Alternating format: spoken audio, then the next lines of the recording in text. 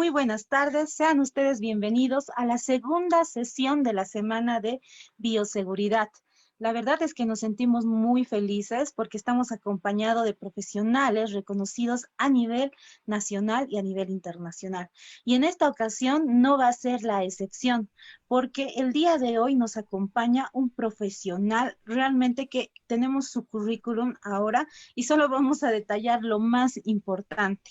Vamos a decir que esta persona, el licenciado Joel Pinto Fernández Ardaña, ha tenido una formación profesional dentro de la Fuerza Aérea Boliviana en la Segunda Brigada Aérea.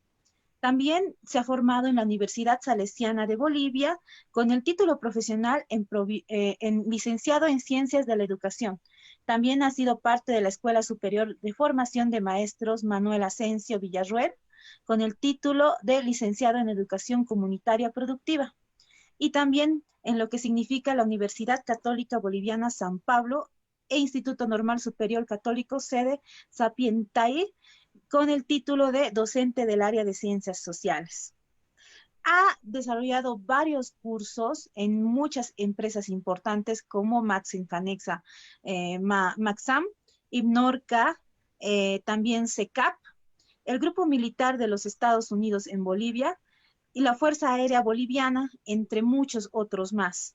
Como experiencia laboral, vamos a destacar que él actualmente pertenece a lo que es esta consultora que es parte de nuestra feria de la bioseguridad, que es SSTIGEP, y además vamos a resaltar que que es rescatista en comando del SARFAP Cochabamba. Además de que es un oficial en bioseguridad certificado en lo que es Panamá.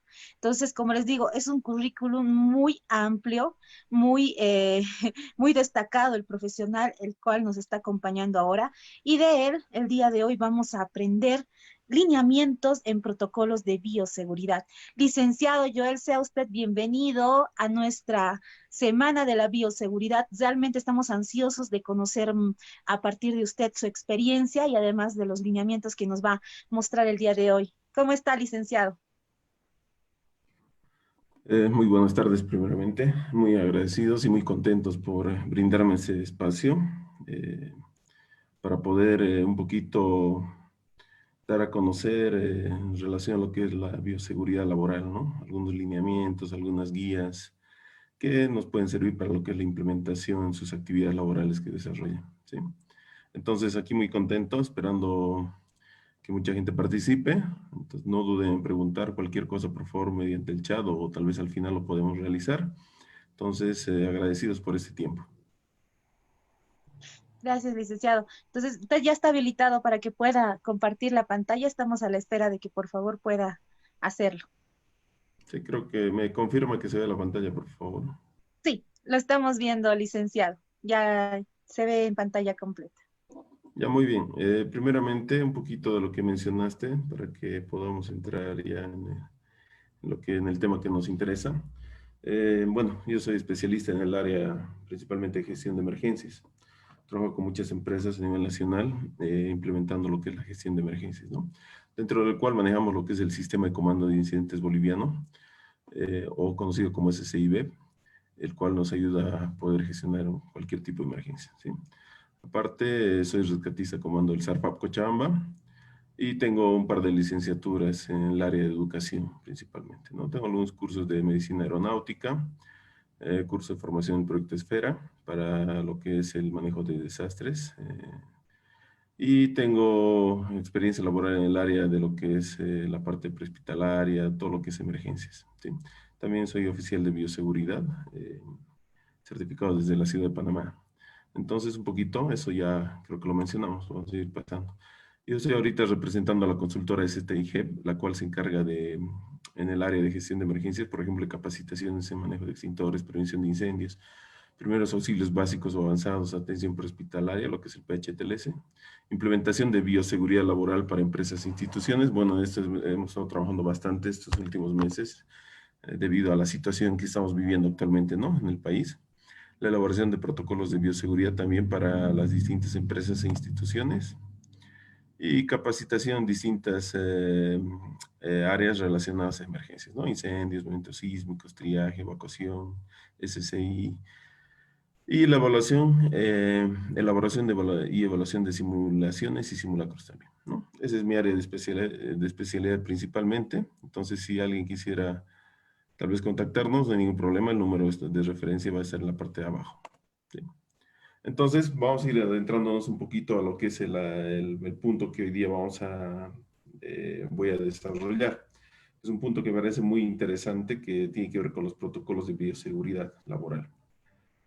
Si bien recuerdan, ha salido una resolución ministerial ya en mayo de este año, en el cual establece la elaboración de protocolos de bioseguridad para distintas actividades económicas, sean estas actividades privadas o estatales, ¿no? Entonces, toda actividad económica a nivel nacional debería implementar un protocolo de bioseguridad, que muchas empresas o actividades económicas ya lo deben tener, ¿sí? Si algunas no las tienen, entonces sería muy interesante que puedan ver esto para que se pueda encaminar en la elaboración de estos documentos. ¿Sí? Primeramente voy a empezar con esta imagen que me parece muy interesante. Si se fijan, es un círculo, el cual tiene de adentro también otros círculos. ¿Sí? Entonces esto lo vamos a relacionar en relación a cada persona o a mí mismo. ¿Sí? Aquí tenemos tres áreas dentro del círculo, que tenemos una zona de miedo, una zona de aprendizaje y una zona de crecimiento. ¿Sí? Esta pandemia actualmente que estamos viviendo nos ha llevado a tal vez ubicarnos en una de estas zonas, tal vez en la zona de miedo, donde las personas, por ejemplo, cuando empezó esto de la pandemia o aparecieron los primeros casos, empezó a, ¿qué? A acaparar la comida, el papel higiénico, los medicamentos, ¿no? Empezó una compra compulsiva, o sea, sin sentido, siendo que no estaban ni enfermos, tenían que comprar medicamentos, ¿no? Al punto de que han desabastecido, por ejemplo, las farmacias, ¿no? Y todo eso. En esta zona de miedo, por ejemplo, se contagian emociones negativas, ¿no? Relacionadas con el miedo y con la ira. Por ejemplo, si me llega algún mensaje vía WhatsApp, en el Face, yo lo comparto sin corroborar que realmente sea veraz. Entonces, es totalmente erróneo esto, ¿no? Se quejan, ¿no? Normalmente a menudo esta persona, ¿no? La persona que se encuentra en esta zona, reenvía todos los mensajes recibidos, como ya mencioné en ese momento, sin verificar si son reales, y se irrita fácilmente, ¿no? Es una zona en donde muchos tal vez hasta la actualidad se siguen tal vez ubicando, ¿no? Entonces yo les invito a pasar de esta zona de miedo a lo que es la zona del aprendizaje, ¿no? Dejo de consumir de forma compulsiva, sin sentido, comienzo a soltar lo que no puedo controlar, identifico mis emociones, tomo conciencia de las situaciones y pienso cómo actuar, contrasto la información antes de divulgar, eso es importante, porque mucho daño ha estado haciendo a la sociedad lo que es la información errónea, ¿no? Esa información exagerada, que no es veraz, en relación a lo que son, por ejemplo, los contagios de la COVID-19, la enfermedad, ¿no? Llevando a un punto de que la gente empiece a reaccionar de forma negativa frente a esas personas que están afectadas, ¿no? Entonces, la zona de aprendizaje ya es una zona que te va a impulsar a lo que es la zona de crecimiento, ¿no? En la zona de crecimiento ya la persona encuentra un propósito, piensa en los demás, o sea, no solo en él, y busca también cómo ayudarlos, ¿no? Y pone sus talentos, por ejemplo, a la disposición de los que lo necesitan, de la sociedad, ¿no? Vivo el presente y me enfoco en el futuro, soy empático conmigo y con los demás, agradezco y valoro, mantengo el estado emocional, soy alegre y contagio esperanza y busco la manera de adaptarme, ¿no? Practico el sosiego y la paciencia y las relaciones y la creatividad. Es importante. Entonces yo les invito a ustedes, los que me están escuchando, o los que van a escuchar tal vez la grabación más adelante, a identificarse, ¿no? En relación a esta pandemia que en la actualidad seguimos viviendo, ¿dónde me encuentro? ¿Sí? Posiblemente muchas personas en un principio, por las reacciones naturales del cuerpo, se han identificado en la zona de miedo, ¿no? Y poco a poco, tal vez en relación a, imagínense, un trabajador ha sido capacitado en su empresa, en su actividad laboral, entonces ha ido pasando de esta zona de miedo a la zona de aprendizaje, ¿no? Entonces yo los invito a pasar de la zona de miedo a la zona de aprendizaje y posterior a lo que es la zona de crecimiento, en relación a la situación actual que estamos viviendo de lo que es la pandemia referente a la COVID-19. Vamos a entrar a este punto relacionado ya a lo que son las causas y factores de riesgo de las enfermedades laborales, ¿sí? Esto tal vez es muy conocido por muchos de ustedes, principalmente por los que trabajan en el área de ingeniería. Hay distintos factores de riesgos en relación a las actividades laborales que desempeña un trabajador o una persona, ¿no? Por ejemplo, tenemos riesgos ambientales, ergonómicos, mecánicos, químicos, psicosociales, etcétera, ¿no? También hay un riesgo muy importante que es el riesgo biológico, ¿sí? Este va a estar va a repercutir directamente en lo que son factores de riesgo, ¿no? De biológicos.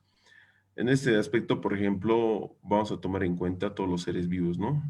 Humanos, vegetales, los cuales, al estar presentes, por ejemplo, en un área laboral específica, pueden llegar tal vez a generar distintas enfermedades o procesos infecciosos, ¿no? Tóxicos, alergias, por el contacto con microorganismos, ¿no? De forma directa o indirecta, ¿sí? O por patógenos o virus. En este caso, en la actualidad estamos viviendo una situación de lo que es el virus SARS-CoV-2 que produce la COVID-19. Estaríamos hablando de un riesgo biológico, ¿no? No importa que mi área laboral o mi área donde yo me desenvuelvo todos los días, antes no había este riesgo, ¿no? No usaba mascarillas, ni barbijos, ni EPPs. Pero ahora, lamentablemente, con esa pandemia, todos estamos dentro de lo que es, se puede presentar este riesgo biológico, ¿sí? Entonces, para tomarlo un poquito en cuenta, en la parte superior tenemos lo que es la imagen del virus del SARS-CoV-2 que produce la enfermedad de la COVID-19, ¿sí? Vamos a ir viendo un poquito, eh, perdón, lo que son las enfermedades infecciosas por agentes biológicos. Un poquito vamos a ir entendiendo para ya adentrarnos específicamente en lo que es el virus, ¿sí? Dentro de las enfermedades infecciosas por agentes biológicos tenemos las bacterias, enfermedades infecciosas por protozoos y también por hongos y también las virales, ¿no? Por ejemplo, en las bacterianas tenemos el cólera, ¿no? Que ha sido muy conocido en los años 90 aquí en Bolivia, que afectó bastante y sigue afectando en otras partes del mundo, ¿no? Principalmente países pobres. Después tenemos la neumonía, el tétanos, tuberculosis, que son por bacterias. Las enfermedades producidas por protozoos, por ejemplo, tenemos la malaria, ¿no? Que necesita, por ejemplo, de un vector que te transmita esta enfermedad. En este caso puede ser un zancudo, un mosquito, ¿no? La toxoplasmosis, la tripanosomiasis africana y también la tripanosomiasis americana, ¿no? Esta es también conocida como la enfermedad del sueño, ¿no? Y por hongos, por ejemplo, tenemos la candidiasis, la tiña capilar, onicomicosis, que son enfermedades por hongos, ¿no? Que muchas veces, por ejemplo, aparecen a nivel tópico en la piel, en los pies, en las axilas, etcétera, ¿no? Y para lo cual, en muchos casos, hay tratamientos bastante sencillos. Ahora, entrándonos un poquito en lo que son las enfermedades infecciosas producidas por agentes virales, tenemos el resfriado común, la hepatitis A, B, C, sarampión, fiebre hemorrágica del ébola, por ejemplo, ¿no? Dentro de lo que es el resfriado común, ya vamos a encontrar lo que es la familia de este famoso coronavirus, ¿sí? Son 7 tipos de coronavirus, en los cuales tenemos, por ejemplo, anteriormente ya lo que es lo que es el MERS-CoV, que llegaría a ser como el COVID-1. En este caso, los dos mortales de esta familia sería el MERS y el SARS-CoV-2. El SARS-CoV-2 es el actual virus que nos está afectando a todo el planeta prácticamente, ¿no? Entonces, yo los resaltado con rojo, los sí se pueden fijar en la imagen. Entonces, ahí tenemos el SARS-CoV-2 que produce la COVID-19. Entonces, son 7 dentro de lo que es la familia de coronavirus y uno de ellos es el SARS-CoV-2. Pasamos, ¿sí? Enfermedades infecciosas. Estos virus se pueden transmitir de humano, por ejemplo, de un animal a un humano o viceversa, ¿no? Ya sea por vía directa, por ejemplo, al toser o estornudar, o a través de vectores, como mencioné hace rato, a través de organismos vivos como insectos, ¿no? La picadura de un mosquito me puede producir una enfermedad, ¿sí? O por la exposición también a materiales infecciosos como jeringas contaminadas, ¿no? Esto normalmente es muy común en personas tal vez adictas a algún tipo de droga, los cuales se contaminan y muchas veces se contagian lo que es el VIH, ¿no? Aquí tenemos un ejemplo de unas imágenes referente a la forma como son estos virus. En la parte izquierda de mi pantalla, por encima de lo que es el número de celular, ahí están las imágenes, ¿no? Un poquito para entender lo que es un virus, ¿no? Un virus es una partícula de código genético, puede ser de ADN o ARN, encapsulado en una vesícula de proteínas. En este caso, lo que es el SARS-CoV-2 es un código genético que contiene ARN, ácido ribonucleico. Los virus no se pueden replicar por sí solos. Entonces, estos virus necesitan, por ejemplo, de otros organismos, en este caso pueden ser células, en los cuales los infectan o los contaminan y modifican en este caso la célula, ¿sí? En el cual el virus se puede ya reproducir, ¿sí? Los virus no están considerados como seres vivos por si acaso, no generan su propia energía, necesitan de otros organismos vivos para poder generar su propia energía y reproducirse, ¿sí? Entonces, tomemos eso en cuenta, que esa característica lo tiene también lo que es el SARS-CoV-2, ¿sí? Aquí tenemos qué es SARS-CoV-2 y qué es COVID-19, ¿no? SARS-CoV-2, bueno, traducido al castellano, simplemente síndrome respiratorio agudo grave por coronavirus 2. Y COVID-19 es enfermedad por coronavirus 2019, ¿no? Porque ha sido descubierta el año pasado. Tomemos en cuenta el término y la forma correcta como debemos expresarnos. Por si acaso se dice la COVID, la enfermedad, ¿sí? No es el COVID, es la COVID. Entonces, estaríamos hablando de la COVID-19. Pasamos. Aquí tenemos unas imágenes que puse en la presentación referente a algunas enfermedades a lo largo de la historia que han afectado a la humanidad. Por si acaso, esta no es la única pandemia. En el pasado tenemos tenido muchas pandemias, inclusive pandemias que han diezmado prácticamente la mitad de toda Europa, ¿no?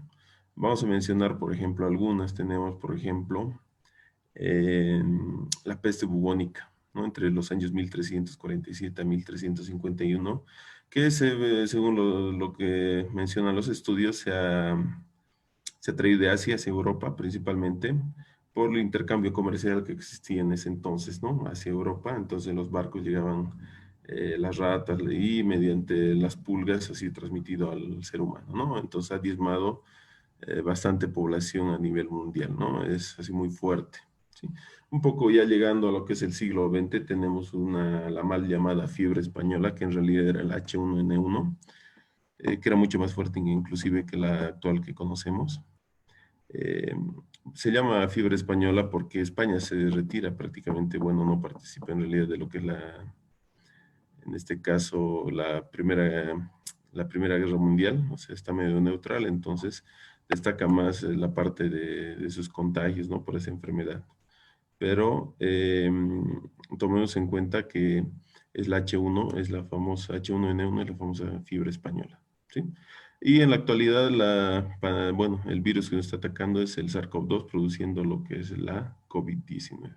Entonces, a lo largo de la historia tenemos distintas pandemias ya lo ha superado el ser humano, ¿no? Muchas de ellas tal vez ha descubierto la forma del tratamiento, no sé, pero tarda, tampoco ha sido a la rápida, ¿no? Ha requerido de mucho estudio, mucho ensayo y error para poder llegar a tal vez un tratamiento, una cura en este caso, ¿no? Entonces, estamos en el mismo caso con lo que es el SARS-CoV-2. En este cuadro que estoy mostrando en este momento, vamos a ver, por ejemplo, un poquito para ir entendiendo ya cómo es el virus, el tamaño, ¿no? Por ejemplo, en la parte derecha de mi pantalla yo tengo la imagen de una persona, ¿no? Que se lo mide en metros. Muy debajo, muy detrás de esto en tamaño, tenemos, por ejemplo, un huevo de gallina, ¿no? Que lo puedes medir en centímetros. Mucho más pequeño, tenemos, por ejemplo, lo que es un óvulo, ¿sí? Y por detrás, por ejemplo, tenemos las células animales que son un poquito más grandes que, en este caso, que lo que son las bacterias o los virus, ¿no? Por debajo por ejemplo, si vamos midiendo, ¿no? Tenemos milímetros, centímetros, metros, ¿no? Eh, por debajo de los milímetros tenemos lo que son, en este caso, las micras. Y por debajo de las micras tenemos los nanómetros, ¿sí? Más o menos tenemos aquí la ubicación de lo que es un glóbulo rojo. Fíjense, está señalado, ¿sí? Y por debajo del glóbulo rojo tenemos el virus del SARS-CoV-2. Ahí está señalado en la parte superior, dice virus, y por debajo tenemos el virus de la gripe y el virus del SARS-CoV-2. El virus del SARS-CoV-2 tiene una medida más o menos de 80 nanómetros, ¿sí? Ahorita, pero un poquito para que entiendan lo que es el tamaño, voy a detallarlo, voy a explicarlo con más detalle, ¿sí? Primero vamos a ver lo que es una célula humana. En este caso es un glóbulo, perdón, un glóbulo rojo, el cual tiene una medida aproximada de 8 micras. Fíjense, ¿no? En un milímetro tenemos 1000 micras, ¿sí? Entonces, si yo agarro un glóbulo rojo y lo pongo en un milímetro, o sea, agarro una regla, no mido un espacio de un milímetro, una distancia de un punto a otro, puedo acomodar 125 glóbulos rojos, ¿no? Para que se entienda un poquito lo pequeño, por ejemplo, que son los glóbulos rojos, ¿sí? Ahora vamos a ver lo pequeño que son los virus, ¿sí? Oh, perdón, antes de eso vamos a ver un poquito lo que son las bacterias, que son un poco más grandes que los virus, ¿no? Ahora, fíjense, aquí tenemos la misma imagen, simplemente que al lado puse una bacteria, que es mucho más pequeña con un glóbulo rojo, ¿sí? En el mismo tamaño de los 1 milímetro, eh, donde entraban bastantes, como mencioné hace rato, bastantes glóbulos rojos. Si yo pongo de un punto a otro, en 1 milímetro, lo que son bacterias, más o menos que midan alrededor de 2 micras, puedo llegar a colocar 500 bacterias en 1 milímetro, ¿sí? Ahora vamos a entrar a lo que ya son los virus, que son mucho más pequeños, ¿sí? Por ejemplo, aquí tenemos una bacteria bastante grande en la imagen y por debajo tenemos virus, ¿sí? Ahora, en relación a lo que es el virus del SARS-CoV-2, que como ya mencioné hace rato, tiene una medición por debajo de lo que es micra, ¿no? Tiene un tamaño, en este caso, de 80 nanómetros, ¿sí? En una micra entran 1000 nanómetros, ¿sí? Y el virus del SARS-CoV-2 mide 80 nanómetros. Ahora, si yo agarro el virus del SARS-CoV-2 en 1 milímetro y lo pongo de una punta, de un canto hacia el otro, voy a poder colocar lado a lado 12.500 virus del SARS-CoV-2. Es bastante, ¿sí? Entonces estamos hablando de que son bastante pequeños. Ahora, si yo quiero colocar estos mismos virus del SARS-CoV-2 en 1 milímetro cuadrado, voy a poder colocar más de 156 millones de estos virus en 1 milímetro cuadrado, ¿sí? Por eso se dice que el SARS-CoV-2, en la cabeza de un alfiler, puede haber más de 100 millones de este virus en la cabeza de un alfiler. Entonces, con esta idea un poquito vamos a entender lo que es el tamaño del virus del SARS-CoV-2. Y al mencionar que es tan pequeño, también tienes que darnos cuenta lo fácil de poder o de que este virus puede ingresar también a nuestro cuerpo, ¿no? Ya sea mediante una herida, mediante la mucosa, los ojos, la nariz, la respiración, la boca. Tranquilamente podemos llegar a ingerir o ingresa este virus en grandes cantidades. Entonces, ya tenemos más o menos la idea de lo que es el tamaño del virus del SARS-CoV-2. Aquí tengo otro ejemplo para entenderlo con una imagen. Tengo el glóbulo rojo, el mismo ejemplo que mencioné hace rato. Y por último, más pequeño, tenemos ahí lo que es el coronavirus, ¿sí? Mucho más grandes son las bacterias. Y una partícula de polen a este lado que es mucho más grande que un glóbulo rojo, ¿sí? Entonces yo pienso que con esto está quedando un poco más claro en relación a lo que es el tamaño del virus SARS-CoV-2, ¿sí? Un poquito para ver la estructura, esto es importante. Esto seguramente se ha mencionado bastante, ¿no? En las redes sociales y todo. Pero tomes en cuenta la forma del virus, ¿no? El virus tiene una capa proteínica que lo rodea o que alberga lo que es el ARN en este caso, ¿no? Donde se alberga lo que es el material genético, el código genético del virus para que pueda replicarse, ¿sí? Esta capa verde que ven eh, alrededor, ¿no? De todo lo que es el virus, llegaría a ser como una capa lipídica. Ya vamos a mencionarlo tal vez como una capa de grasa o de aceite, la cual al ser destruida, recién se puede destruir lo que es el virus, ¿no? Por eso hablan tanto, ¿no? De lavarse, de la importancia del lavado de las manos, ¿no? La desinfección de las manos, el lavado con el jabón y todo, ¿no? Entonces, al usar estos productos como el alcohol, el jabón, el amonio cuaternario, destruye esa capa lipídica, por lo cual deshabilita totalmente la función, ¿no? De este virus en este caso, ¿sí? Entonces tenemos un poquito lo que es la estructura de lo que es el virus del SARS-CoV-2. Aquí tenemos otra imagen para ver un poquito de lo que es la forma de transmisión del virus. ¿Sí? Se está hablando mucho de este tema, pero está de más siempre recalcarlo y retransmitirlo. ¿Sí? Se han hecho estudios en bastantes países del mundo, ¿no? Entonces, por ejemplo, Corea del Sur, Australia, Estados Unidos, países europeos, donde eh, los estudios han lanzado que este virus puede estar flotando, por ejemplo, en un ambiente tranquilamente después de que alguien estornude alrededor de 3 horas, ¿no? Obvio que las partículas más grandes que expulsemos con saliva o líquido de la boca y la nariz van a caer más rápido, pero hay partículas detrás de esto que son prácticamente invisibles a la vista del ojo o al ojo humano. Es lo en el cual también se transporta este virus, por lo cual se puede volver un ambiente altamente contaminado y por lo tanto eh, contaminar a otra persona, ¿no? O la persona que se acerque poder respirar, ¿no? Por eso se habla también del uso de lo que es la mascarilla, el barbijo, es tan importante.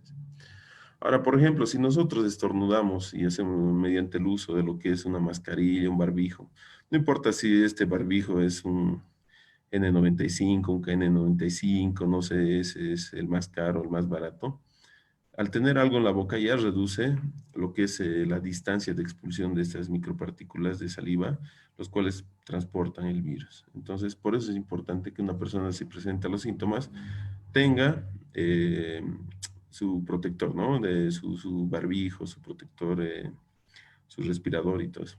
Sí, lo mismo las personas que no están enfermas también tienen que portarlos para evitar también el ingreso de estos virus, ¿no? Entonces, poquito para entender lo que es la forma de transmisión en este caso. Según algunos estudios, por ejemplo, tenemos una página en Australia que es la Máscara para Australia. Ha hecho estudios donde la población, por ejemplo, en su totalidad prácticamente, ha llegado a reducir la cantidad de los contagios, ¿no? O sea, en este punto podemos hablar de reducir lo que es el pico, ¿no? La elevación de la curvatura. Siempre se escucha eso en la tele. ¿Qué será eso? ¿Cómo podemos reducir, o sea, que siga aumentando los contagios en este caso? Es simplemente manejando los protocolos mínimos de bioseguridad. Por ejemplo, ahí está el uso del barbijo, por ejemplo, ¿no? ¿Quiénes han tenido buenos resultados? Por ejemplo, tenemos un buen caso, un buen ejemplo es Nueva Zelanda, ¿sí? El cual ha registrado prácticamente más de 3 meses sin ni un solo contagio, ¿sí? Según su primera ministra, ella menciona que todos debemos tratarnos, por ejemplo, como si estuviéramos enfermos. Esa es la clave de esto. Entonces, ¿qué significa si todos estuvieran enfermos? Tienen que usar barbijo, tienen que cuidarse, tienen que ver lo del distanciamiento social, la higiene respiratoria y todo eso. Entonces, es efectivo, ¿sí? Ahora, mientras tengamos una parte de la población boliviana que cumpla con esto y otra parte que no cumpla, lamentablemente va a ser un poco difícil que esta elevación del pico, o sea, los contagios vayan a reducirse, ¿no? Entonces es importante mantener o establecer estos protocolos mínimos de bioseguridad, ya sea en mi área laboral, sea en mi casa o en la calle, o donde yo ande, ¿no? En transporte público, etcétera. ¿Sí? Entonces tomemos en cuenta como ejemplo, ¿no? Países que no han utilizado, por ejemplo, no han implementado, han tenido un elevado índice de contagios, ¿no? Entonces tenemos ahí los ejemplos. Pasamos. ¿Sí? Ahora, en relación a lo que es la actividad laboral eh, y el riesgo en relación a las actividades, podemos revisar lo que es la OSHA, que sacó un manual. Ahorita lo tengo por aquí seguramente, el manual. ¿Sí? Aquí tengo la guía sobre la preparación de lugares de trabajo en relación a lo que es la COVID-19, ¿no? Esto lo pueden bajar del internet, pueden buscarlo, el cual, bueno, está elaborado por OSHA de Estados Unidos, donde nos establecen los niveles de riesgo en relación a la actividad laboral. Por ejemplo, las actividades donde presentan alto riesgo de contagio son principalmente los hospitales que trabajan directamente con pacientes COVID, ¿no? También los lugares que trabajen con cadáveres o manejo de cadáveres de pacientes COVID, ¿sí? También tenemos el transporte público, que es un alto riesgo. Esto por las características de lo que son los transportes, son cerrados y todo esto, y muchas veces se aglomera mucha gente. Las reuniones familiares, fiestas privadas, ya sean de amigos, también tienen un alto riesgo. Bares, discotecas, eventos religiosos, eventos masivos como conciertos, etcétera. Y plazas o mercados también, y gimnasios también entran en un riesgo muy alto, ¿sí? Por debajo tenemos un riesgo ya tal vez medio hasta bajo.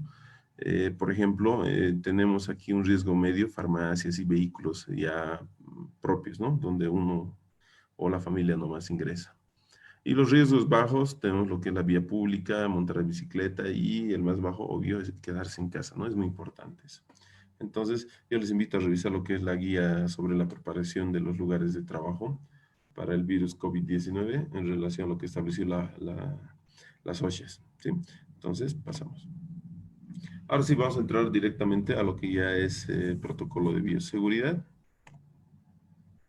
Vamos a revisar un poquito lo que es la legislación boliviana, es lo que más me interesa. Cuando ustedes elaboren sus protocolos de bioseguridad, su documento en sí, ¿no? Ese documento, esos papeles, tienen que basarse siempre en la legislación, ¿sí? Pueden usar, por ejemplo, la 16998 como referencia, tal vez algunos artículos, algunos puntos. Yo aquí estoy poniendo como ejemplo la resolución ministerial, lo que mencioné hace rato, la 229/20 del 18 de mayo de este año, ¿sí? En donde en su artículo octavo establece, el punto es protocolos de bioseguridad, el cual nos dice que todas las empresas y establecimientos laborales e instituciones del sector privado y las entidades del sector público deben implementar protocolos específicos de bioseguridad. Estos tienen que ser acorde a sus características propias en el marco de los protocolos y modelos de bioseguridad, ¿no? Y aquí al lado también mencioné la 23/2020, la cual hace referencia, en este caso principalmente, para lo que es el sector de la construcción, ¿Qué le ¿sí? di yo? ¿Qué? Entonces, tenemos como ejemplo el marco referencial. Entonces, cuando ustedes elaboren su documento, por favor, sí o sí, tiene que estar encabezando, tal vez después de lo que es un índice, lo que es tal vez como una introducción, lo que es el marco legislativo, ¿no? El punto de lo que es. ¿Por qué estamos elaborando este protocolo? Es un protocolo de bioseguridad. Sí, lo vamos a entender como protocolo de bioseguridad al conjunto de principios, normas técnicas y prácticas que deben aplicarse para prevenir, disminuir y proteger a las personas, la comunidad y el medio ambiente frente al contacto natural, accidental o deliberado con agentes biológicos, físicos o químicos, que son potencialmente nocivos, ad- adoptando una serie de medidas orientadas a reducir o eliminar los riesgos que puedan producir las actividades laborales que se desarrollan en la empresa o la institución, ¿sí? Entonces, mediante este protocolo vamos a implementar principios, normas, técnicas y práctica, ¿no? Que es importante, ¿sí? Que muchas veces va a ser un poco complejo tal vez en relación, seamos realistas, no en todas las actividades laborales, bueno, tenemos distintos tipos de trabajadores, ¿no? Algunos lo entenderán más rápido, serán más accesibles a la implementación, otros serán mucho más difíciles, ¿no? Por ejemplo, si cuesta tanto hacerle poner un casco, por ejemplo, a un trabajador, imagínense que se ponga un barbijo ahora, ¿no? Es un poco complejo. Entonces tenemos que ir batallando con esas situaciones, tal vez como responsables de la implementación de este protocolo en nuestras áreas de trabajo. Pasando, tenemos aquí lo que son los principios básicos de bioseguridad. Este es un punto muy importante que siempre lo toco. Tenemos 4 principios que se manejan dentro de lo que es la bioseguridad. Normalmente este concepto de bioseguridad, antes de lo que es la pandemia, estaba más abocado a lo que son hospitales, los centros médicos, laboratorios, veterinarias, o tal vez actividades industriales en el área tal vez de producción de alimentos, inocuidad alimentaria y estas cosas, ¿sí? Pero por lo demás casi no, o sea, no era mencionado prácticamente, ¿sí? No era conocido. Entonces, lo que yo estoy haciendo es copiando de estas actividades que siempre han trabajado con bioseguridad, sus principios, dentro de los cuales tenemos el autocuidado, ¿sí? Que es uno de los principios que hace referencia a que cada uno es responsable de su cuidado, o sea, de que cada uno es responsable de que no se vaya a contagiar o contaminar con algún agente biológico, químico, etcétera. ¿Sí? Entonces, en este caso, en relación al virus SARS-CoV-2, tendremos que tener el auto de cuidado, ¿no? Si por ejemplo, mi jefe me ha entregado en mi área laboral un barbijo y lentes, tengo que utilizarlo. Entonces, mucho va a depender de mí. Sí, ahí también tendremos que hablar de lo que son las jerarquías de controles, ¿no? ¿No? Entonces el uso de PPS es el último nivel dentro de una jerarquía, ¿no? Que depende del trabajador, ¿no? No todo el rato va a estar, por ejemplo, el responsable del área de seguridad controlando, por ejemplo, que el trabajador use el barbijo, use los lentes, no se use, se desinfecte las manos y todo eso. Entonces va a depender de esa persona. Entonces, para que esto mejore, también tendremos que capacitar, ¿no? Impulsar a que esa persona conozca más, se entere, ¿no? Los riesgos de este virus y todo. Otro punto importante que es la universalidad. Esto ya lo mencioné con el ejemplo que di hace rato en relación a lo que era Nueva Zelanda, donde todos debemos tratarnos o yo debo pensar que todos pueden llevar, son posibles portadores del virus. ¿Sí? Entonces, cuando hablamos de la universalidad es que todos podemos ser posibles portadores del virus SARS-CoV-2. ¿Sí? Entonces me tengo que cuidar de cualquier persona. ¿Sí? Porque el virus no lo voy a ver. ¿Sí? Ustedes saben muy bien que desde que uno se contagia con el virus tenemos alrededor de 14 días hasta que se presente el primer síntoma. Algunos lo presentarán el día 3, 4, 5, 6, 7, otros en el día 14. Entonces, nada me garantiza que la persona que trabaja a mi lado, o la persona que está al lado mío en un micro, porque no hay distanciamiento, o la persona que está comprando en el mercado al lado mío, la vendedora, está portando el virus. Por lo tanto, me lo puede transmitir. ¿Sí? Y peor si no toma en cuenta lo que es el autocuidado, ¿no? La desinfección de manos, el uso de barbijos, los EPPs y todo. ¿Sí? Otro punto o otro principio básico de lo que es bioseguridad, tenemos las medidas de eliminación. Este punto hace referencia a eliminar cualquier elemento, por ejemplo, que pueda transmitir el virus. O otro, por ejemplo, o poder contaminar con algún elemento el área de trabajo. Pero como estamos hablando del virus, tenemos que abocarnos a ese punto. Dentro de las medidas de eliminación, por ejemplo, sabemos que muchos de los barbijos que se utilizan son desechables. Muchos van a utilizar guantes, por ejemplo, las entidades bancarias. Muchos usarán lentes, esos lentes se romperán. Entonces, tenemos que tener un proceso de eliminación de estos elementos. ¿Sí? Tomemos en cuenta que esos EPPs que son personales no los puedes compartir. ¿Sí? Son personales, ¿sí? No se puede prestar, por ejemplo, mi barbijo un día para él, el otro día para el otro, algo así, ¿no? Es totalmente, sería un error hacer eso. Entonces, cuando eliminamos estos elementos que posiblemente pueden llevar el virus, entonces tenemos que hacerlo de la forma más adecuada.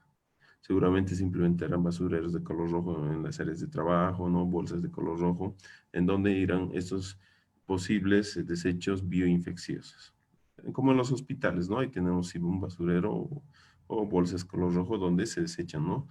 Fluidos, sangre, jeringas utilizadas o materiales contaminados. Y el cual tiene también un manejo adecuado, no es si simplemente lo van y lo desechan en el basurero municipal de la ciudad. Seguramente lo incinerarán, lo enterrarán, ¿no? Tendrá un lugar muy especial para el desecho de estos elementos. Y por último, las barreras de protección. Dentro de las barreras de protección, de los principios básicos de bioseguridad, tenemos las barreras físicas, como los guantes, protección respiratoria, los lentes, las máscaras faciales, los full face, eh, los trajes de bioseguridad, siempre que sea un traje, ¿no? Porque hay muchos que están usando y no son trajes de bioseguridad en realidad. Tenemos después las barreras químicas, el lavado de manos, desinfección y esterilización, que es importante, ¿no? Si yo, por ejemplo, en mi área de trabajo voy a implementar una barrera química, entonces tendré que proceder a la desinfección, por ejemplo, no sé, con amonio cuaternario de cuarta o quinta generación. Voy a desinfectar mi mesa de trabajo con alcohol mínimo al 70%, cosas así, ¿no? O hipoclorito de sodio, lo que es la lavandina, etcétera. Y las barreras inmunes que tienen que ver con la vacuna. Pero lamentablemente no vamos a hablar todavía de este punto porque todavía no ha llegado a Bolivia una vacuna, ¿no? Definitiva. Están experimentando, ya han salido en Rusia, no sé, en Oxford, en Estados Unidos, cosas así, que ya te están garantizando un cierto porcentaje del 100% de efectividad. Pero por el momento no lo vamos a mencionar que sí hay una vacuna aquí en Bolivia, porque no la tenemos. Entonces esa barrera no existe en Bolivia.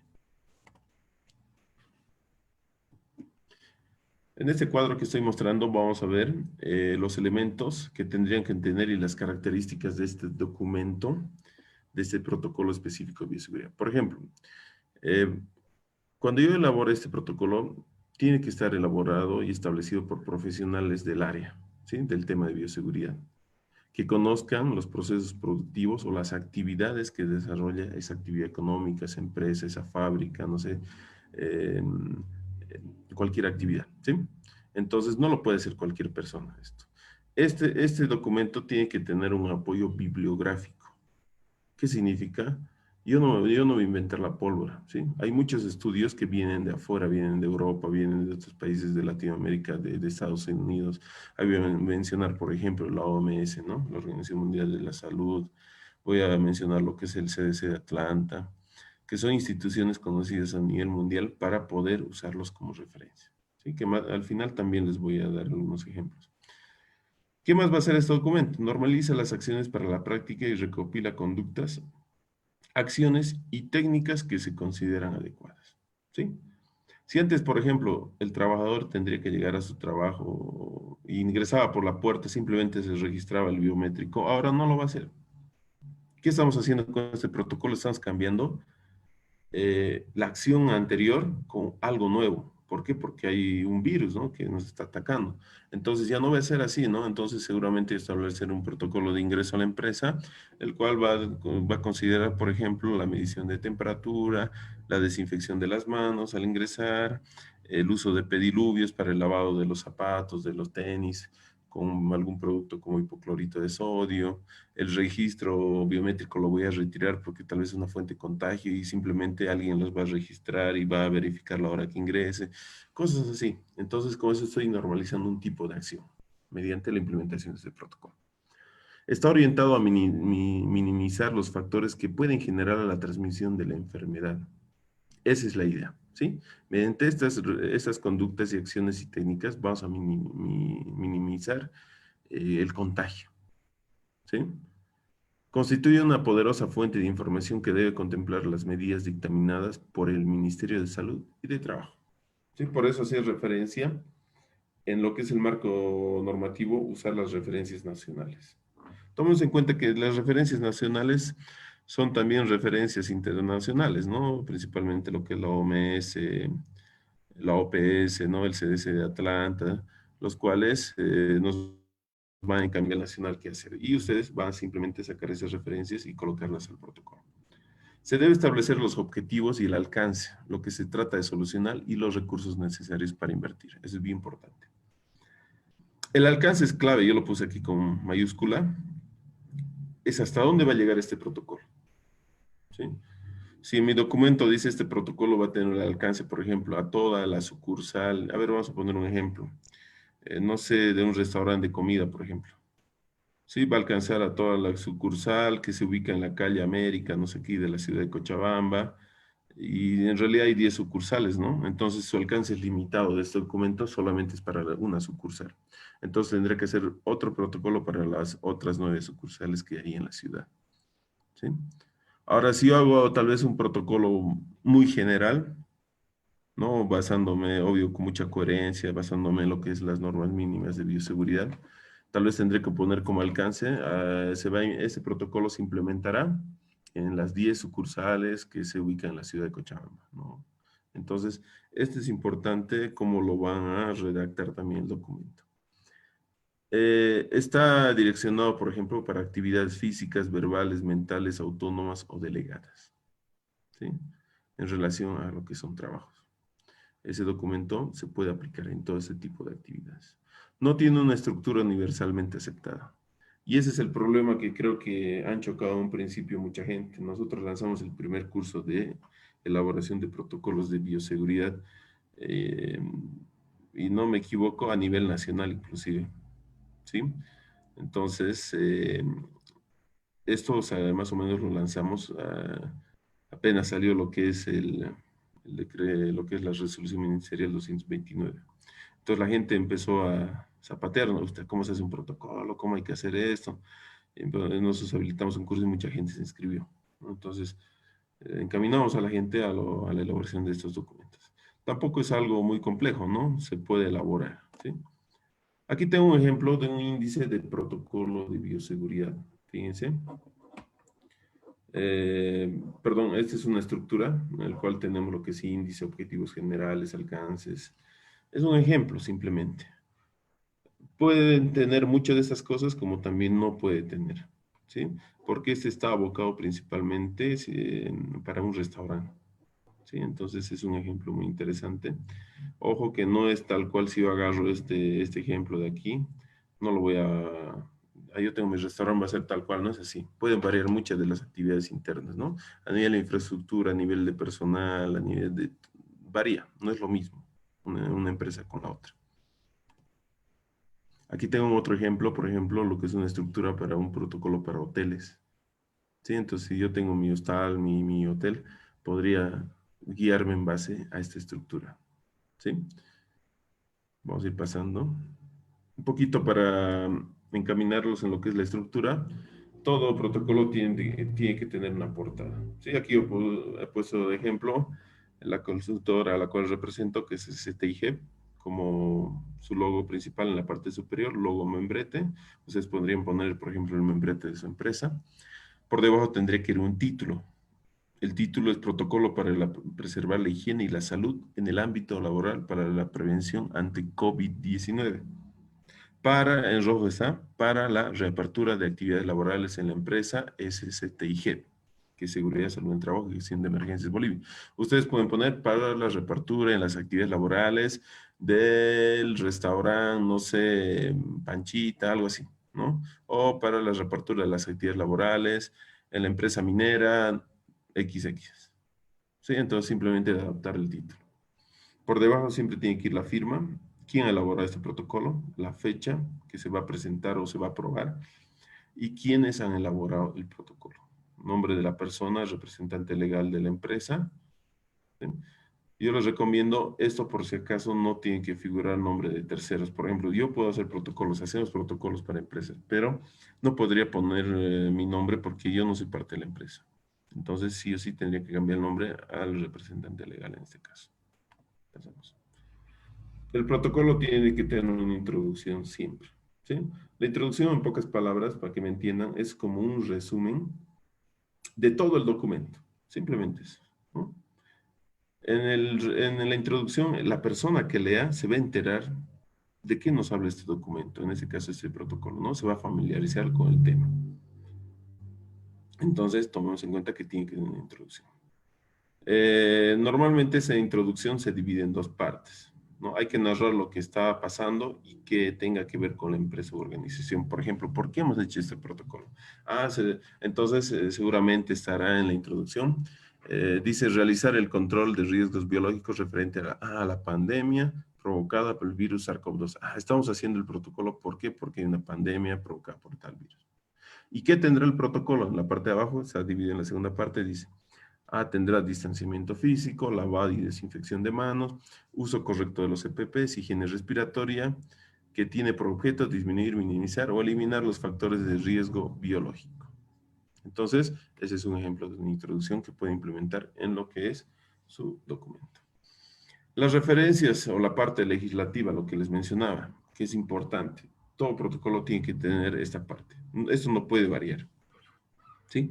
Ahí mencioné hace rato porque, por ejemplo, el decreto ley 16998 del 2 de agosto del 79 puede mencionar lo que es la resolución ministerial 222/20 y como referencias internacionales el CDC de Atlanta, la OMS, la OPS, la OIT, la Organización Mundial del Trabajo, etcétera. Eso ya depende de ustedes. Pero siempre tienen que estar enmarcadas, si es posible, a su actividad laboral, ¿no?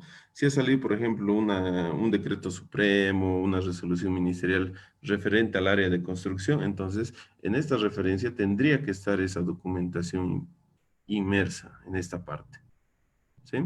Entonces, esto es muy importante para que se puedan defender al momento de presentar el documento. Entonces dice, ¿por qué has hecho el protocolo?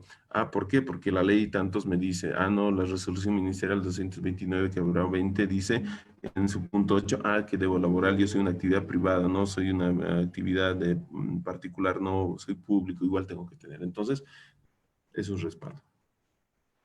El protocolo tiene que tener un objetivo general. Sí, los objetivos generales se manejan con verbos infinitivos por si acaso. Y esto es muy importante porque a veces no sabemos establecer esta sintaxis coherente dentro de lo que es una redacción. Por ejemplo, hay un verbo infinitivo, lo que es establecer, ¿no? Hacer es un verbo infinitivo. Por ejemplo, aquí yo me respondo a algunos puntos. Por ejemplo, quién, qué, cómo, dónde. El objetivo general tiene que responder a algunos. No todos, pero sí puede responder a algunos. Por ejemplo, aquí en este ejemplo que yo pongo, respondo qué, dónde y cómo. ¿Sí? Dice establecer los ¿qué? Protocolos, criterios y medidas generales de bioseguridad en el marco de la pandemia COVID-19. ¿Dónde? Para implementarlo, ¿dónde? Ah, mi actividad laboral, proceso productivo, mi área de trabajo, no, mi empresa que se llama, no sé, en la empresa Fanexa Maxán, en la empresa, no, en la Universidad Mayor de San Simón, etcétera, ¿sí? Con el fin de fortalecer el sistema de vigilancia y contención de respuestas y disminuir el riesgo de transmisión del virus SARS-CoV-2 durante el desarrollo de todas las actividades de la jornada laboral. ¿Cómo lo voy a hacer esto? ¿A través de qué? A través del distanciamiento físico, lavado de manos, uso de PPS, higiene respiratoria, etcétera, etcétera. Entonces, eso tiene que ser el objetivo general. Después tengo que tener objetivos específicos. Los específicos ya hacen referencia a los puntos que van a estar en el documento. Por ejemplo, los puntos más importantes que voy a trabajar en ese documento y va a estar mencionado es establecer el distanciamiento entre personas, ¿no? Después, difundir en el personal de aseo, por ejemplo, los protocolos a seguir e insumos que deben utilizar para la limpieza y desinfección de las áreas y equipos y el mobiliario en general, ¿no? Otro punto que sí o sí va a estar bastante fuerte en el documento es implementar medidas de higiene respiratoria en todo el personal interno, externo de la empresa, institución, actividad laboral, etcétera. Otro punto, implementar el colocado, el uso correcto durante la jornada laboral, por ejemplo, de la mascarilla y los respiradores. Ustedes pueden establecer, por ejemplo, no sé, en un área laboral específica, un punto que a mí me interesa que sí o sí se establezca es que establecer el distanciamiento físico en el área durante el descanso, no sé, durante la hora del almuerzo, ¿sí? Porque ahí es donde más se reúne el personal, ahí no están separados, o sea, es una hora muy conflictiva y mucha gente. Entonces es un objetivo clave que se están mencionando dentro de lo que son los objetivos específicos. Pero tomen en cuenta que esos objetivos deben ser precisos, evaluables y viables. ¿Qué significa? No puedo mentir. Cuidado que estén colocando en su documentación cosas que no lo vayan a lograr. Por ejemplo, voy a hacer controles de ingeniería. Voy a comprar separadores de ambiente. Pucha, también voy a hacer controles administrativos, ¿no? Voy a poner letreros, voy a hacer control de temperatura en el ingreso, ¿no? Pero llegado a la realidad, la empresa o la actividad económica no tiene los recursos para hacer los controles de ingeniería. ¿Por qué los separadores de ambiente o de área de trabajo son muy caros, por ejemplo? Entonces, no es un objetivo viable, estamos mintiendo, no podemos colocar, porque cuando venga el Ministerio de Trabajo y les revise, a ver, ¿cuáles son sus objetivos? Aquí han puesto un control de ingeniería en lo que es su análisis de riesgo, en lo que es su IPRC. Entonces, si hay eso y no está en la realidad, entonces simplemente están mintiendo. Entonces, seamos realistas. Por eso es importante que el documento sea lo más sencillo, no sea muy ampuloso, muy complejo, no traten de llenar muchas hojas tampoco, ¿no? No es una tesis, sean humildes con el documento, pero al momento de la implementación de estos protocolos hay que ser tajantes y fuertes y no pueden ser flexibles, ¿sí? Tiene que ser, porque va a depender mucho de esto, de que alguien traiga el virus al trabajo y toda la actividad laboral se cierre, ¿no? O las personas se contagien o nos contagiemos. Entonces, sean humildes con el documento, pero muy rígidos en la implementación del mismo. ¿Sí? Es una recomendación.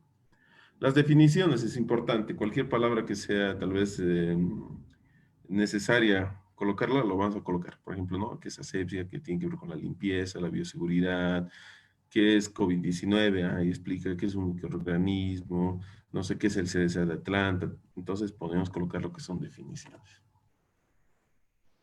Hasta este punto, por ejemplo, prácticamente los protocolos de bioseguridad no deberían variar, ¿sí? Esto es importante, hasta este punto. Ahora, de aquí adelante puede tener ya otro tipo de variaciones según las características de la actividad laboral. Tenemos las medidas de bioseguridad, ¿sí? Dentro de las medidas de bioseguridad, ¿cómo lo voy a establecer? ¿Qué medidas de bioseguridad yo voy a poner en mi empresa? ¿Sí? Ah, no, lo voy a copiar de su protocolo de mi cuate, pues, que trabaja en, no sé, en otra empresa y lo voy a adaptar simplemente. No es así, ¿sí? Para establecer las medidas de protección correcta para la implementación en un área, zona o actividad de trabajo, se tendrá que realizar lo que es la identificación de peligros, la evaluación de riesgos y el control, ¿sí? Para eso yo voy a usar como referencia, por ejemplo, lo que es la OSHA, en donde la OSHA ya me establece una pirámide de riesgo ocupacional para el COVID, para que es la COVID-19 en este caso, ¿sí? Los riesgos establecidos OSHA, por ejemplo, son muy alto, alto, medio o bajo. Ahora, ¿qué pasa si aquí en Bolivia el Ministerio, no sé, de Salud, bueno, el Ministerio de Trabajo, no sé, establecen otro tipo de pirámides y en mi pirámide le meten, no sé, riesgo medio alto, por ejemplo? Entonces yo tengo que basarme en la pirámide de mi país, tomen en cuenta. Pero si mi país no ha establecido ningún tipo de referencia, yo puedo utilizar como referencia la pirámide que ha establecido la OSHA, ¿no? Lo cual pueden ver en la imagen. En la cual yo, según los resultados que me salgan, poder establecer los distintos controles, ¿sí? Dentro de lo que son los controles tenemos, por ejemplo, los más efectivos que están en la parte superior, que se conocen como también controles rígidos, son la eliminación, la sustitución y los controles de ingeniería, ¿sí? Y por debajo de eso tenemos también controles que son un poco ya más blandos, los cuales va a depender mucho ya de la decisión del trabajador, los cuales son administrativos y el uso de PPs, que es la última barrera de protección ante una situación, ¿no? Hoy es un accidente, etcétera, ¿sí? Tomemos en cuenta que estos controles que se van a implementar va a depender mucho también de los recursos, como ya mencioné de rato antes, de la actividad económica de la empresa. No van a ser factibles en su totalidad, tómense en cuenta. Hay empresas que tendrán los recursos, lo podrán hacer, y hay empresas que no, directamente. Entonces nos basaremos principalmente en los administrativos y los EPPs como recomendación.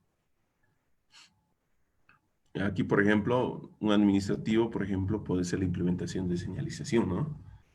Entonces yo voy a poner señalización en las distintas áreas laborales, por ejemplo, el uso correcto del barbijo, en el baño el lavado y desinfección de las manos, ¿no? Recomendación higiene respiratoria, si estornuda, usa el pliegue del codo, cosas así, ¿no?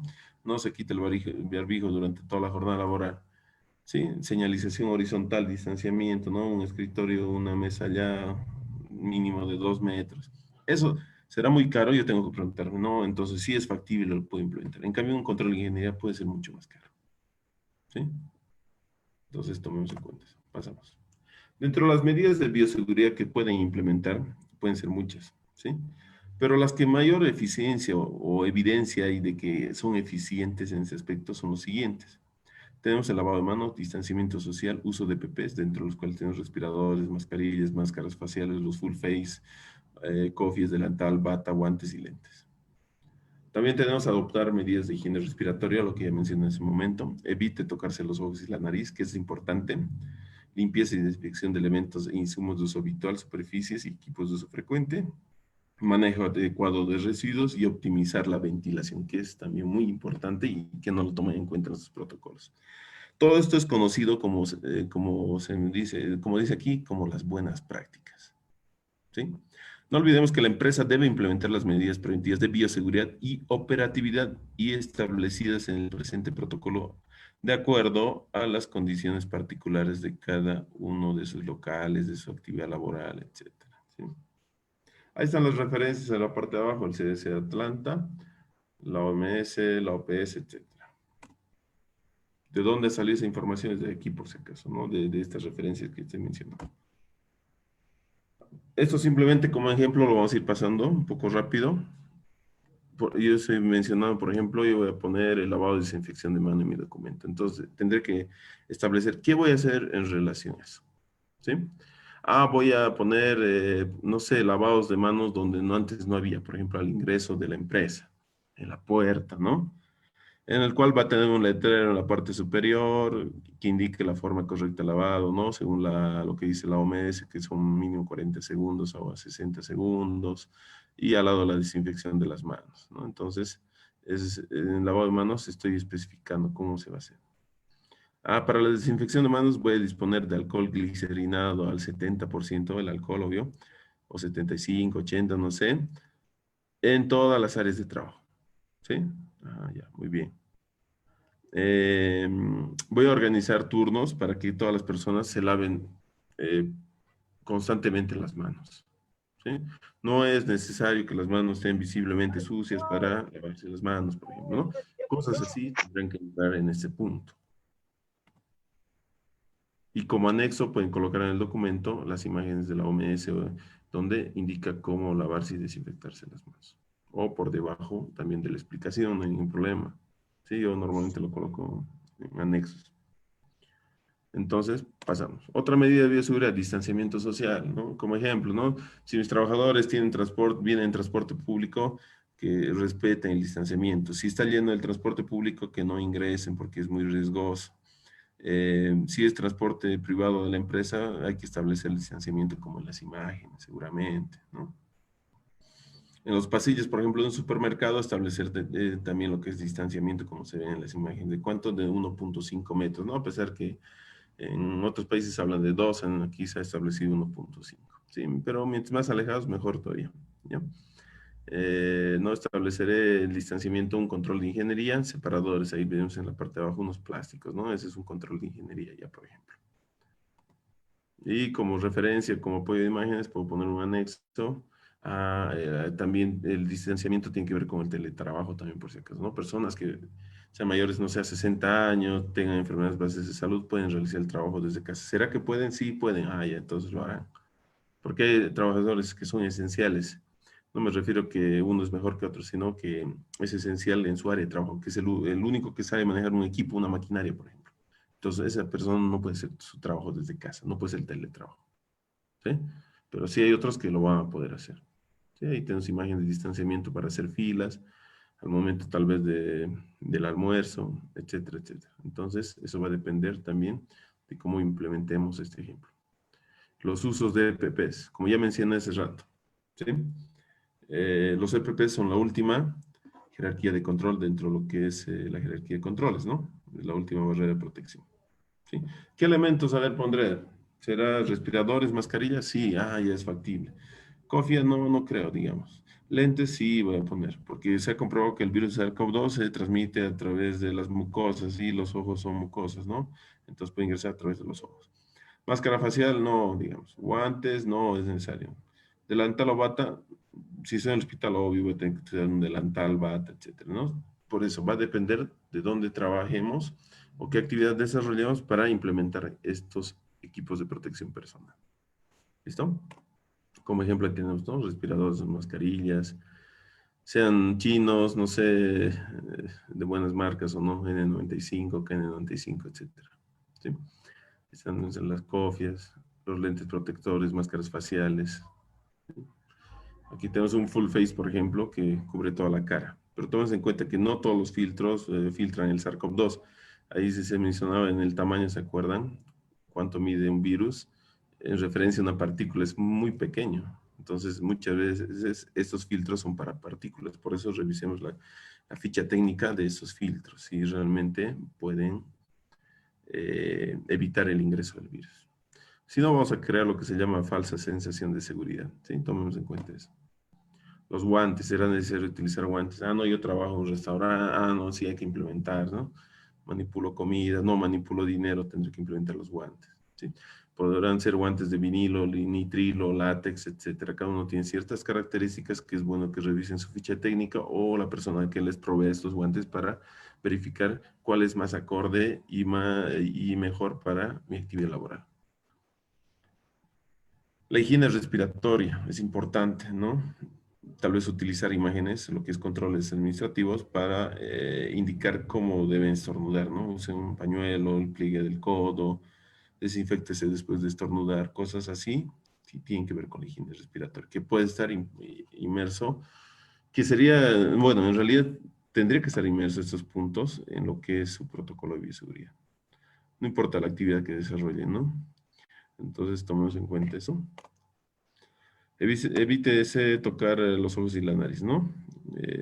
Se ha demostrado según estudios, por ejemplo, en Australia, en países europeos, en Estados Unidos, y según la OMS, el 80% de las enfermedades más comunes, como los resfriados comunes, se transmiten porque las personas se tocan o se llevan la mano a la cara, ¿sí? Según estos estudios, una persona puede llegarse a tocar alrededor de hasta 2000 veces en un día el rostro. ¿Qué significa?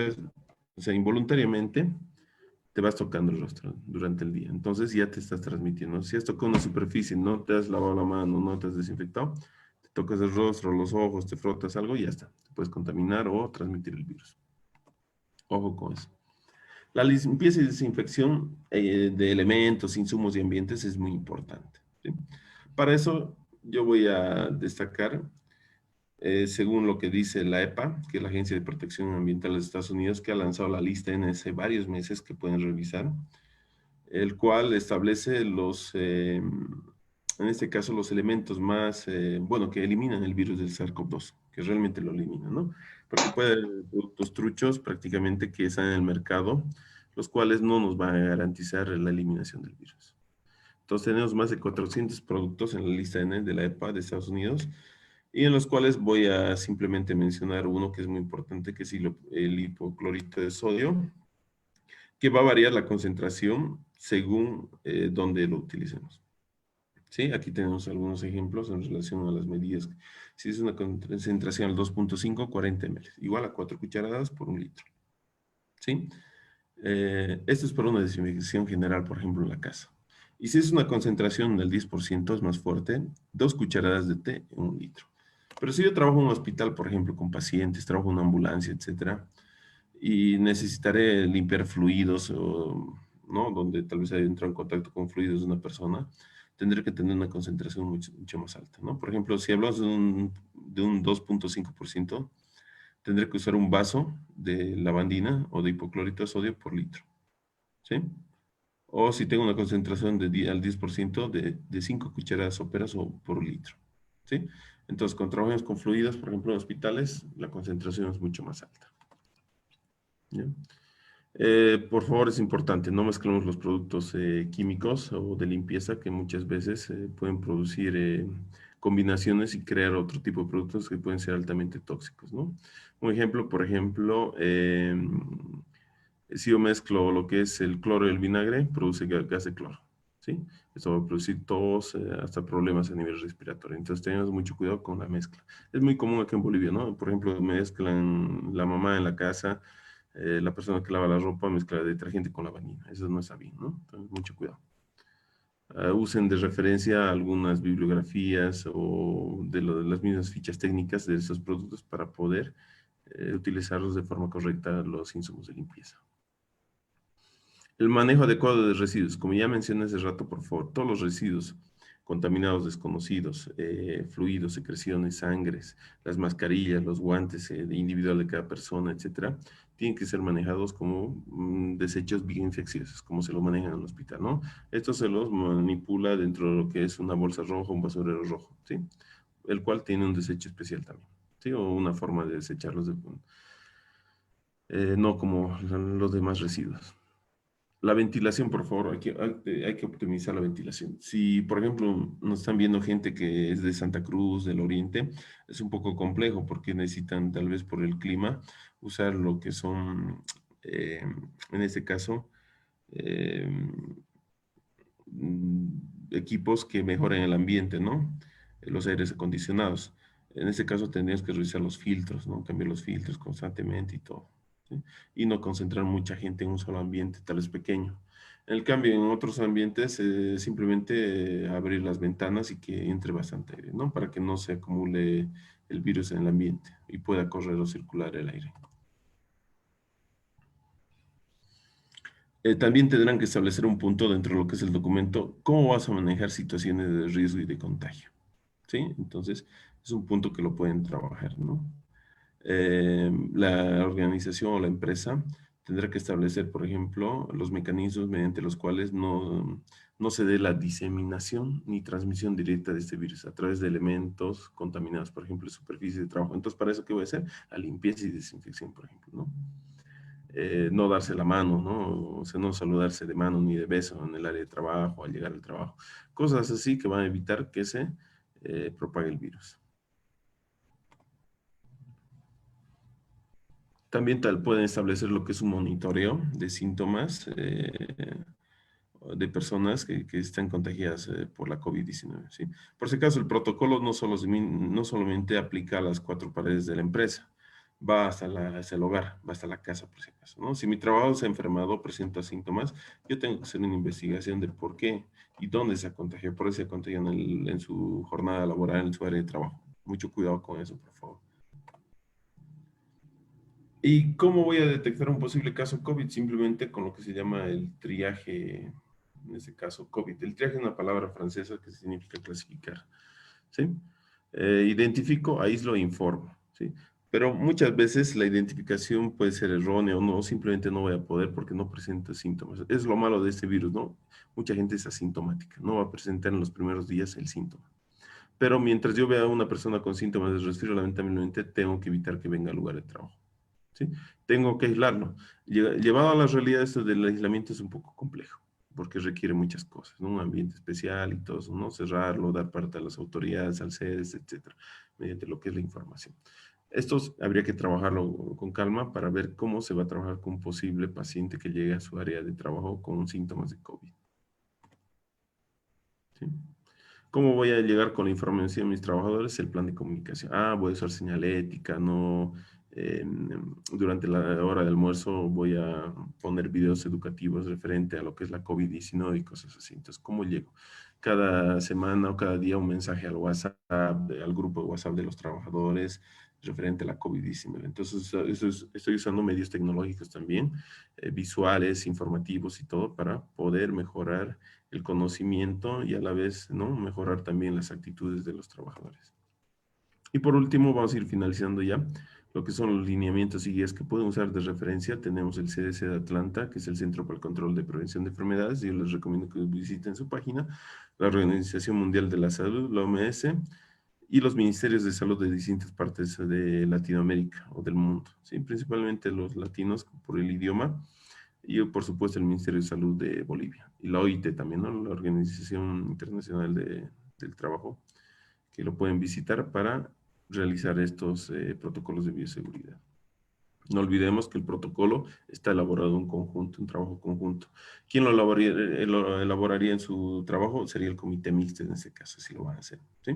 Donde existe representación del patrón y de los trabajadores. Tomemos en cuenta que no podemos establecer un protocolo y colocarlo, si es que tenemos un sindicato, peor, ¿no? Una empresa, así por así, ¿sí? Siempre entre un acuerdo y explicarles por qué se va a hacer esto y por qué se va a implementar, por qué vamos a usar mascarillas y todo esto, ¿no? Para que los trabajadores no se quejen, ¿no? ¿Sí? Porque si está hecho por todos en un conjunto, o sea, un trabajo conjunto, se va a respetar y se lo va a cumplir. En cambio, si simplemente se lo coloca a la fuerza, digamos, sin haberles consultado, muchas veces no lo van a cumplir, ¿no? Es una recomendación. Este protocolo estará en base a lo que es los controles, la jerarquía de controles, ¿no? Para ver qué vamos a implementar, ¿no? Controles de ingeniería administrativos o los EPPs. Y tiene que estar implementado en todos los procesos productivos de la empresa o de la actividad laboral, ¿sí? Por ejemplo, si hablamos de un delivery, estará implementado desde lo que es la persona que va a ir a recoger el producto, ¿no? ¿Cómo va a recoger? ¿Cuál es el protocolo, ¿no? Desinfección de la bolsa, del producto, de las manos, el pago del dinero, el transporte, ¿no? ¿Cómo lo va a transportar en la moto? ¿En qué lo va a llevar en algún cubículo, una bolsa, etcétera? Y cómo lo va a entregar también, tiene que tener un protocolo. ¿Se dan cuenta, no? Y lo mismo en un restaurante, ¿no? ¿Cómo voy a cobrar el dinero? Entregar la ficha tal vez para un plato de comida, no sé. ¿Cómo se va a entregar el plato de comida? ¿Cuál es el protocolo y todo eso? Entonces, es importante. Y hay una figura importante que se puede implementar, que es el oficial de bioseguridad o responsable de bioseguridad, como quieran llamarlo, que no es una figura legal, pero que es prudente implementarlo para que haya una persona que tenga esa responsabilidad. Puede ser una o varias personas, ¿sí? que va a ser simplemente como el responsable de seguridad y salud en el trabajo tal vez de una empresa, simplemente que en este caso va a estar más abocada al área de bioseguridad laboral. ¿Sí? Simplemente con eso creo que voy a finalizar y con esta imagen, con algunas lecciones que nos ha dejado lo que es el virus SARS-CoV-2, ¿no? Entre las cuales voy a destacar, por ejemplo, tu salud es tu riqueza, los trabajos son temporales, la vida es corta, aprecia a quienes tienes a tu lado, se debe ahorrar dinero, aprovecha el tiempo libre que pedías, se necesita una mentalidad fuerte, hay que adaptarse, no conformarse y construir nuevas oportunidades, ¿no? Entonces, con esto estaría finalizando mi presentación. Muchas gracias por la atención, las personas que me están viendo en este momento. No sé si pasaríamos tal vez a una pequeña ronda de preguntas.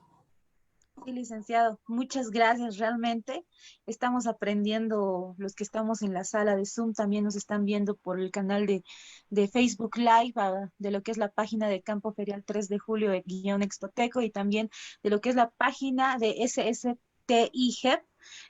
Nos están viendo en vivo. Pues les invitamos a hacer las preguntas por el chat, tanto los que están acá en la sala de Zoom, como también los que nos están viendo a través del Facebook Live. Permítame, ya tenemos acá una pregunta, se la voy a leer. Nos está mencionando Fabi. ¿Cuáles barbijos son mejores para que use una persona no infectada? Ya, barbijos, a ver. Ayer creo que el ingeniero Eric Arias, que me anticipó a la exposición, que es también de la empresa que representamos, explicó un poquito de lo que son los barbijos, ¿sí? Ha habido mucha confrontación, principalmente por lo que mencioné al principio, ¿se acuerdan del círculo medio, del miedo, perdón? Donde mucha gente empezó a desabastecer de barbijos. ¿Se acuerdan los primeros días que llegaron los primeros contagios y todo eso? Entonces, ¿qué hizo la gente? Empezó a correr despavoridamente y a las farmacias, compró alcohol de mano, hicieron desaparecer los barbijos, que eso está totalmente mal, ¿no? Como dije hace rato, esa gente está en el círculo de miedo, entonces se les invita a salir de ese círculo, ¿no? Al círculo de crecimiento. Ahora, en relación a barbijos, eh, siempre los más recomendables son, por ejemplo, los que cumplen estándares internacionales, ¿no? Por ejemplo, de la NIOSH, podemos hablar de la N95, ¿no? Que habla de un filtrado que es prácticamente cerca del 100%, pero el problema va a ser también el costo. Tomemos en cuenta que uno no se va, bueno, antes no se, ni se lo conseguía, y en la actualidad es bastante caro, estamos hablando de un 95 que debe salir alrededor de 90 bolivianos, el cual tampoco dura meses, ¿no? Dura unos cuantos días, son desechables. Y por debajo tendríamos tal vez estos KN95 que tal vez tienen un poco más, bueno, son chinos, pero no tienen la misma garantía que los N95, ¿no? Pero mucho va a depender la adquisición de esta persona en relación al bolsillo. Y la empresa lo mismo, ¿no? Al bolsillo de la empresa. En un principio se decía que no se recomendaba, por ejemplo, los barbijos de tela, pero viendo la situación mundial, tanta gente estaba muriendo y todo esto, y el elevado índice de contagios, el CDC Atlanta estableció hasta lo que es un procedimiento, hasta un tutorial lanzó de cómo elaborar barbijos de tela. Con eso, ¿qué quiero decirles? Que es mejor tener algo en la boca, o sea, en la nariz y en la boca, aunque sea un trapo, que no tener nada, por si acaso. ¿Sí? Es una recomendación. Ok. Bueno, ahí pasamos con lo que nos dice Daniela Infantes. Cuando un trabajador da IgM positivo a los 14 días de aislamiento, después de dar positivo, ¿cuántos días más debe estar aislado? Y no presentó ningún síntoma. Hay IgM, IgG, si no me equivoco. Eso ya me está hablando un poquito más del área médica. Me está hablando de un examen de sangre que seguramente se ha tomado esta persona. Eso yo te voy a recomendar directamente que eso lo analices con tu médico. Yo no soy médico, pero te recomiendo que el virus es totalmente variable en cada persona. Va a haber personas que lo van a superar mucho más rápido que otras. Simplemente es eso. Van a haber personas que van a tener el virus más de 3 meses, como si nada. Hasta 5 meses inclusive. Entonces va a depender también de tus defensas, ¿no? De la persona cómo se haya alimentado, si tiene antecedentes médicos, problemas de salud, etcétera, ¿sí? Pero ese punto habría que tratarlo directamente con un médico, ¿no? Juan Carlos Sandalia nos dice, quería preguntar sobre la normativa legal a lo que se debe enmarcar el protocolo en un lugar de trabajo. ¿Cuáles son? Ya, la resolución ministerial 229, quebrado 20, de mayo de este año, que lo tengo aquí en la mano ahorita, del 18 de mayo. Sí, en su artículo, como ya mencioné, en su artículo 8, habla de elaboración de protocolos de bioseguridad. Sí, eso se mencionó al principio, si bien recuerdan, si lo han visto. Ahora, yo les recomiendo, dependiendo del área laboral donde él trabaje, por ejemplo, si habla del área de construcción, tenemos otras resoluciones ministeriales específicas para el área de construcción. Entonces, tendría que hacer referencia en su documento y copiarlos en su documento, estas resoluciones, decretos supremos, etcétera, ¿no? Entonces, tomen en cuenta eso, por favor. Otra vez Fabi nos pregunta, para el sector informal, por ejemplo, algunas pensiones o tiendas, ¿es necesario tener un protocolo? Sí. Miren, en el sector informal, seamos realistas. La mayor parte bueno, a nivel nacional, es el sector informal mueve la economía del país. Muchísimo. Y al sector informal no va a venir el Ministerio de Trabajo y no te va a hacer una supervisión y no te va a decir, ¿sabes qué? Ven, a ver, la señora que vende pollos en la esquina, ¿dónde está tu protocolo? No va a haber eso. ¿Sí? Porque incluso a las empresas más grandes, a las que pagan impuestos, o sea, acá al Estado, tributan y todo, inclusive el Ministerio de Trabajo no va a llegar a revisar, porque estamos hablando de miles de empresas. Entonces, no, el Ministerio de Trabajo no tiene la capacidad, no va a llegar. Y peor aún al sector informal. Entonces, simplemente mi recomendación, eh, que sí establezca un protocolo. No, no interesa si no lo escriben, pero establezcan un protocolo, ¿sí? Establezcan lo que es el distanciamiento, establezcan lo que es la limpieza y desinfección, que son cosas totalmente distintas. La limpieza es retirar cualquier residuo, cosas, por ejemplo, de una mesa, y la desinfección ya es limpiar con algún producto químico, en este caso, ¿no? Hipoclorito de sodio, cosas así. Establezcan, por ejemplo, el uso del barbijo, eso no puede faltar, y el uso de lentes. Es importante protegerse de los ojos, la boca y la nariz, ¿sí? Evitar los saludos de beso, de mano, etcétera, que son protocolos que mentalmente los podemos establecer. No es necesario escribirlos, ¿no? Pero funciona. De Milva Donatella Lava nos dice, licenciado, buenas tardes. ¿Podría aclararme? ¿Dijo que también podemos contagiarnos por medio de las heridas? Sí. A ver, el virus tiene la capacidad de ingresar a nivel de la piel. Por ejemplo, si la piel está lastimada por alguna laceración, golpe, una herida abierta, sí puedes contagiarte. Es por cualquier mucosa. Los ojos son mucosa, la nariz, la boca, ¿sí? Si yo en mi dedo tengo el virus, no sé, me meto a mi dedo en mi nariz y ya me estoy contagiando, ¿sí? Ahora va a depender mucho, ¿no? De que sí, realmente me contagie de mis defensas. Y qué cantidad también de virus hay entrado, eso no les podría decir, ¿no? José Fernández nos dice, una vez elaborado el protocolo, ¿dónde se debe enviar para que sea aprobado? Tienen que enviarlo al Ministerio de Trabajo, subirlo en PDF a la página del Ministerio de Trabajo, adjuntando lo que es una hoja donde lleguen los datos de la empresa y todo eso. ¿Sí? Eso pueden revisarlo en el Ministerio de Trabajo. David Áviles nos dice, ¿cuál es el formato para la elaboración de protocolos del Ministerio del Trabajo y dónde lo podemos conseguir? Ya, no existe, ya les he dicho, no existe un formato. En ningún momento ha habido un formato establecido por el Ministerio de Trabajo.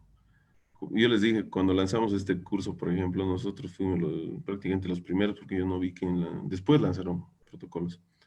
Entonces yo personalmente he hecho un formato, donde he visto, esto tiene que ser así, así se hace un protocolo, ¿sí? Ahora puede variar. El Ministerio de Trabajo no ha lanzado un formato específico. Ha dicho, mira, tiene que tener 10 puntos y nada más. No existe eso, porque va a variar totalmente de la actividad. Va a haber una empresa o un hotel que tenga menos puntos que otro, digamos, porque el otro tiene más, o sea, es más grande. No sé, tiene un salón de fiestas, el otro no tiene, entonces no tendrá que tener un protocolo para su salón de fiestas. El otro, no sé, tiene 10 pisos, el otro solo tiene dos niveles, dos plantas, digamos. O sea, no hay un formato. Sí, el formato que les he mostrado es un ejemplo que pueden seguirlo. Ahora, si quisieran que se les facilite, les podemos facilitar igual documentación. Siempre me facilito a las personas que han hecho cursos, este tipo de documentaciones o formatos también, para que se guíen, ¿no? Okay. Fara Miranda nos está preguntando algo que ya se ha respondido, pero lo voy a leer para que, bueno, quizás podamos argumentar algo más. ¿Es obligatorio presentar los protocolos de bioseguridad al Ministerio de Trabajo? ¿Existen inspecciones por parte por parte de inspectores al Ministerio de Trabajo. Quizás podríamos ampliar, licenciado, que quizás, como usted estaba diciendo, si bien no van a alcanzar todas las empresas, tal vez van a haber inspecciones, vamos a decir, aleatorias. Tal vez eso podríamos aclarar. Seguramente van a sacar, no sé, como un bolillo y van a decir, a ver, a este iremos, listo, le ha tocado, y mala suerte, pues esa empresa no ha hecho su protocolo, no han presentado, porque esto tenían 15 días, a ver si no me equivoco, sí, 15 días después del fin de la cuarentena dinámica, 15 días desde el inicio de la cuarentena dinámica, perdón, ¿no? Desde, acabó la cuarentena rígida, 15 días para elaborar, 2 semanas prácticamente, y para subirlo, ¿sí? Ahora, no les digo que no les van a recibir, seguramente hay empresas que siguen subiendo sus protocolos, ¿no? O recién van a hacer. Entonces yo les invito a hacer este protocolo porque es un documento muy importante, ¿sí? Imagínense que en esa empresa se descubran varios casos de COVID. Lo van a cerrar y ese rato les va a caer el Ministerio de Trabajo. ¿Y cómo se van a defender? Peor si no tienen un protocolo. Ahora, si establecen, sí, hemos hecho un protocolo, hemos capacitado, miren, aquí está el documento, hemos seguido el Ministerio de Trabajo, está en revisión todavía, cosas así, ya tienen todavía un respaldo legal de decir que han hecho algo y evitarse multas más que todo, ¿no? Y problemas con el Ministerio de Trabajo. Igor Andrés Murillo nos dice, buenas tardes, una pregunta. ¿Cuál debe ser el procedimiento en caso de confirmar un trabajador con COVID-19? En la parte final de la presentación expliqué lo que se llama el triaje COVID. Lo primero que tienes que hacer es identificar, pero es muy complejo. O sea, yo les digo la verdad, del dicho al hecho hay mucho trecho, ¿no? No es fácil. Yo, por ejemplo, a una empresa, he ido a varias empresas ya donde estamos haciendo este tipo de trabajos, y no todos los trabajadores tienen las mismas reacciones. Seamos realistas, un trabajador, aunque beba, digamos, hasta las 6 de la mañana, igualito va a ir a trabajar. Es lo mismo, un trabajador que tenga síntomas de resfriado va a tratar de ir a trabajar por no faltar. Así es nuestra gente. Entonces, para eso tenemos que poner barreras de bioseguridad, prácticamente lo voy a llamar así, donde tendremos que detectar. Por ejemplo, si está con fiebre, con un termómetro digital a distancia infrarrojo lo detectaré. Si veo que tiene síntomas, no sé, ojos rojos, está estornudando, está tosiendo, esa persona no puede entrar al lugar de trabajo. Entonces, un primer punto que está haciendo, identifico. El segundo es el aislamiento. Para el aislamiento tendré que tener un ambiente, que no toda empresa lo va a hacer y no tiene el espacio. Entonces, tendré que ver con coherencia. ¿Qué voy a hacer? Informaré al seguro. Los del seguro trabajan con COVID. Así trabajan, entonces lo derivo directamente al seguro. Lo pongo en un lugar tal vez pequeño, algo, que esté momentáneamente ahí, desinfectaré posterior a ese lugar y todo eso, ¿no? Imagínense que yo aíslo a una persona en una empresa X. Está bien. ¿Creen que los del CEDES van a venir al rato? No van a venir. Tal vez ni se aparezcan. Con tantos casos que han ido respondiendo, ni a las llamadas respondían. Entonces, ¿qué implica eso? Que tienes que darle almuerzo, cena al trabajador, tienes que ponerle una cama, tal vez tiene que dormir, tiene que tener una silla, una mesa, tiene que comunicarse con su familia. O sea, no es tan fácil eso. ¿Sí? Entonces, mucho ojo y mucho criterio al momento de hacer eso. Entonces, lo primero que haces es identificas, aíslas e informas. Nada más. Pero toma en cuenta que tal vez no te respondan, ¿no? ¿Qué vas a hacer? Tienes que tener un plan A, plan B en ese aspecto. Sara Miranda nos dice, ¿cuál es la parte más importante que cree y a la que más énfasis le pondrá el ministerio? A la implementación de los protocolos de bioseguridad. Es la parte más importante. ¿Qué vas a hacer para evitar que el virus se transmita o tus trabajadores se contagien? Ahí está la clave. ¿Se acuerdan? Mencionó en la presentación, dice clarito. Habla de las buenas prácticas. ¿Cuáles son las buenas prácticas? Distanciamiento físico, uso de EPPs. Dentro de uso de EPPs, mascarillas, lentes, máscaras faciales, ¿sí? Guantes, cofias, barbijos, delantales, batas, trajes de bioseguridad, principalmente en los hospitales estoy hablando, porque no, trajes de bioseguridad no es lo que vende la señora en la esquina en el mercado, la Cantuta, 16 de julio en La Paz, o la cancha de Cochabamba, por si acaso, ¿sí? Son trajes especiales. Eh, Otro, por ejemplo, la implementación de señalética, ¿no? Informativa, o sea, esa sumatoria de cosas, ¿no? La higiene respiratoria, no tocarse el rostro, esas cosas van a evitar. Por eso dije, las acciones que más, dicen, punto, ¿no? Clarito, que más efectividad han demostrado. No es Bolivia, estoy hablando a nivel internacional, ¿sí? No es solo Bolivia. Entonces, es esto, ¿no? El uso de PP, distanciamiento y todo eso. Sí que se mencionó. Pueden revisarlo tal vez en la grabación del video, ahí está todo. Ivette nos dice, ¿cuánto estaría costando diseñar un protocolo de bioseguridad en una empresa mediana de alimentos? Buena pregunta. Esa pregunta poco compleja. Totalmente varían los precios. No te podría decir el precio. Eso, si yo, por ejemplo, quiero hacer un protocolo, tendría que ir a la empresa y ver, tendría que entrevistarme, ver cuántos trabajadores, el tamaño de la empresa, si va a ser un protocolo específico, solo uno, o vamos a hacer varios. Ahora, si tienen la misma similitud a nivel estructural, por ejemplo, porque hay empresas que en una sola estructura hay dos, hasta tres empresas, imagínense, todo eso va a variar. No le podría decir un precio ahorita. Sí, sí, le invitamos a Ivette que pueda contactarse con el licenciado porque, como le estábamos mencionando a la empresa que representa, que es SSTIGEP, podría hacerles incluso una cotización. Al final vamos a estar repitiendo el número de celular del licenciado. El Álvaro Aguilera nos dice, ¿es recomendable utilizar mochilas de fumigación o cámaras desinfectantes al ingreso de una organización? ¿Y qué producto utilizar para este propósito? Ya que Mm, actualmente en la mayoría de los lugares que inicialmente tenían, se ha dejado de utilizar. Ya, vamos a poner las cosas en su lugar. Primero, las cámaras de desinfección no están permitidas, ¿ya? O sea, no es correcto. En cualquier lugar. Y sí es correcto en otros lugares. Ahora, sí yo voy a hablar, por ejemplo, de un hospital donde los médicos, las enfermeras trabajen con COVID, con pacientes COVID. Obvio, fuera de esos ambientes tendré que establecer cámaras de desinfección, porque estamos hablando de un lugar altamente contaminado. Pero yo no voy a establecer, por ejemplo, o sea, que en cualquier lugar una cámara de desinfección, por ejemplo, en una calle, en un barrio. No tiene sentido. ¿Sí? No, no, no. O sea, ¿por qué? Al final, ¿dónde lo llevas el virus? Lo puedes llevar en la ropa pegada, es verdad, en las partículas de polvo, puede haber virus, pero si la persona se enferma, internamente es el virus, ¿no? Si en un supermercado, por ejemplo, yo ingreso, me descontamina, me fumigan, no sé, paso la cámara, no sé, VC, le meto, no sé, clorito de sodio, alcohol, todo, entro adentro, doy un estornudo, chao, ¿no ve? Así nomás, no sirve. Todo el proceso no ha servido. Entonces, en vez de estar evitando, fumigando calles, por ejemplo, que no tiene sentido, yo me abocaría, por ejemplo, a trabajar en lugares de alto riesgo, ¿no? Tal vez fumigaría hospitales, paradas de micros, cosas así. Pero no todas las calles, no sé, gastando dinero y todo. Entonces, tómense en cuenta eso, por favor. Y en relación a los productos, revisen la lista N de la EPA, entre los cuales les voy a recomendar los principales, el amonio cuaternario y el hipoclorito de sodio. Sí, los más efectivos. El alcohol, por supuesto, pero toma en cuenta que la destrucción del virus varía en tiempo. Sí, no estoy hablando de echarse alcohol y listo. Puede tardar hasta unos 10 minutos el efecto de estos productos sobre el virus, o sea, que lo elimine totalmente, ¿no? Ese es un problema también. Por eso hablamos de lavarse las manos durante 40, 60 segundos y todo, ¿no? Y un procedimiento, un protocolo de lavado igual. Eso sería, en cuanto a su respuesta. José Fernández nos dice, ¿cómo puedo sanitizar papelería como registros, formularios o facturas? ¿Algún consejo práctico? Una cámara de UV se puede implementar. Sí. Estaba viendo el otro día unos ejemplos bien interesantes aquí en Cochabamba. Algunos restaurantes que han establecido cajas de VC.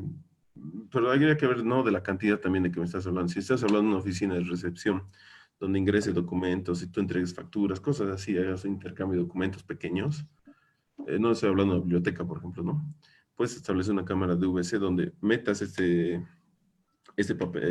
papelería, esa factura, por ejemplo, en esta cámara, cierres, actives la luz, ¿sí? El tiempo que te establezca la ficha técnica, todo eso del producto, unos segundos y lo apagas y entregas el producto.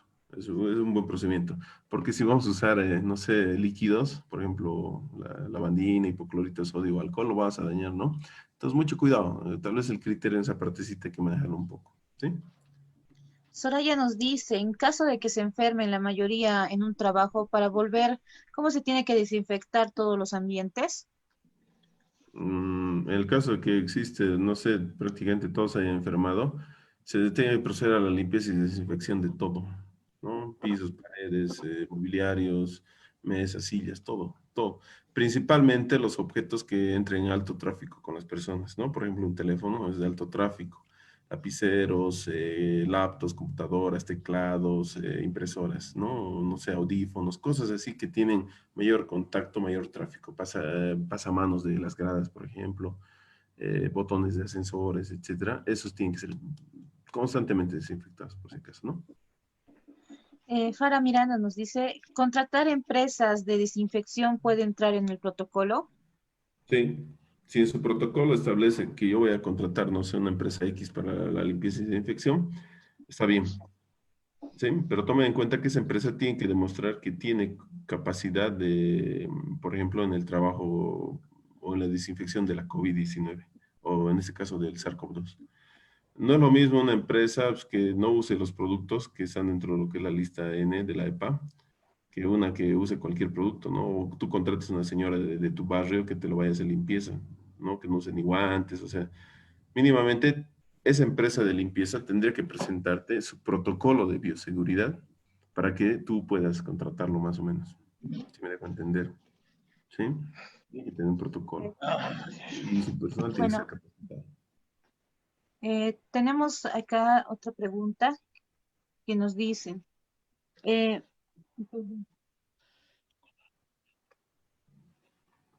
um, perdóneme, estábamos revisando las preguntas también que tenemos en Facebook. Para eso voy a pedir que antes de leer las últimas preguntas, em, por favor, me pueden estar ahí colaborando los que son responsables de la página de Facebook, de lo que significa ese TIGEP, para poder también responder a estas preguntas, por favor. Estamos acá todavía siguiendo. Hay una pregunta aquí, yo estoy viendo mientras tú buscas en el Face. Claro que Dice, sí. buenas tardes, ¿cuán recomendable es tener un purificador de aire Hola, con generador de ozono? Es una buena pregunta. sigo, ¿qué ha pasado? Una buena pregunta en relación a lo que es el generador de ozono. Por si acaso, el ozono es, en este caso es dañino también, ¿sí? No se recomienda, en este caso, implementar generadores de ozono en la casa, ¿no? Ahora, si el ambiente es vacío, digamos, se retira el personal, sí podríamos hacerlo, ¿no? Entonces, tengamos mucho cuidado porque el ozono puede provocar daños a nivel respiratorio, a nivel de lo que es la laringe, todo esto. Y el virus también ataca a ese nivel, tomamos en cuenta, es como debilitar esta parte y por el ozono también podemos debilitarnos, ¿no? Entonces, hay algunas cosas que no proceden y otras que sí proceden, ¿no? Ambientes cerrados sí podríamos establecer, pero con personas no. Perfecto. Aquí me parece muy interesante esta pregunta. Nos dice, ¿cómo podemos abordar el tema del piccheo dentro del protocolo? Ya lo que es la hoja milenaria, las costumbres. En primer lugar, es una costumbre muy arraigada, ¿no? Es muy complejo pelear con esta situación. Con las costumbres principalmente es muy difícil tal vez dejar de lado que no pichen los trabajadores en su jornada laboral. Pero lamentablemente hay actividades que realmente no vas a poder realizar eso, ¿no? Pero estamos hablando tal vez de trabajos un poco más informales, ¿no? Donde el trabajador, un albañil, por ejemplo, ¿no? Albañilería en construcción, no hay mucho control.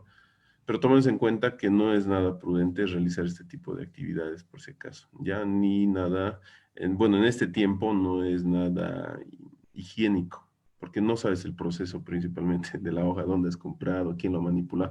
Por ahí al envolverte, no sé, las hojas le anda un estornudo y te lanzas más todos los virus. O sea, es un poco complejo, ¿sí? Yo les recomendaría directamente entrar en un acuerdo con los trabajadores, ¿no? Ahora, si realmente quieren pichar, desinfecten pues, las hojas, todo lo que vaya a meterse a la boca, ¿no? Pero no es prudente trabajar y realizar ese tipo de actividades, ¿no? Gabriela nos dice, buenas tardes, ¿cuán recomendable es tener en casa un purificador de aire con generador de ozono? Gracias. Eso ya lo respondí esa pregunta. Me adelanté, creo. Ah, perdón, sí. David Aviles nos está haciendo una pregunta reiterativa que, bueno, creo que ya la hemos respondido más antes. Sin embargo, yo creo que es necesario aclarar. David Aviles nos dice cuál es el formato para la elaboración de protocolos del Ministerio de Trabajo y dónde lo conseguimos. Ya, como les he mencionado, no hay un formato. No hay un documento que digan vas a seguir este formato y estos 15 puntos. No hay. ¿Qué significa? Tú tienes que elaborar tu protocolo. Lo que hoy día yo les he dado es una base de estructura, por ejemplo, de un protocolo. ¿Se acuerdan de los puntos importantes que tienen que tener el protocolo ahí? Se han marcado en verde. Varios puntos. Uno de ellos al final decía, los protocolos no tienen una estructura universalmente aceptada. ¿Qué significa? No es a rajatabla. Esto es así y todo el mundo lo va a hacer así. No existe eso. Tienen que estar hechos en base a la necesidad y a las características de la actividad laboral o de la empresa o de los procesos productivos donde se va a implementar ese protocolo. Ojo con eso. ¿Sí? Eso que quede bien claro.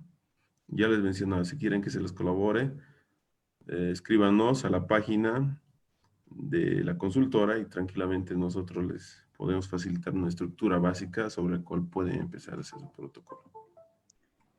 Bueno, pues invitamos a los que nos están acompañando dentro de esta conferencia que si desean prender lo que son sus micrófonos y hacer una pregunta directa al licenciado, pueden hacerlo en estos momentos, mientras también vamos a estar viendo si es que existe alguna pregunta en nuestras redes sociales. Entonces están libertados de que puedan alzar la mano y les activemos lo que es el micrófono.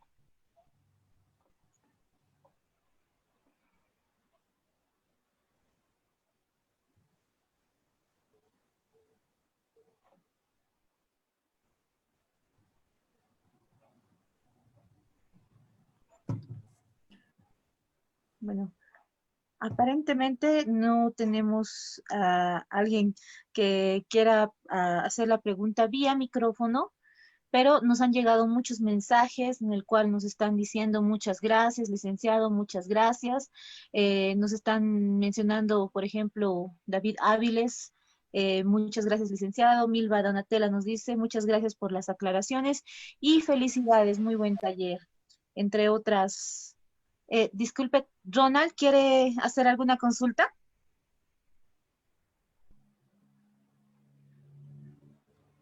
Tal vez se le puede.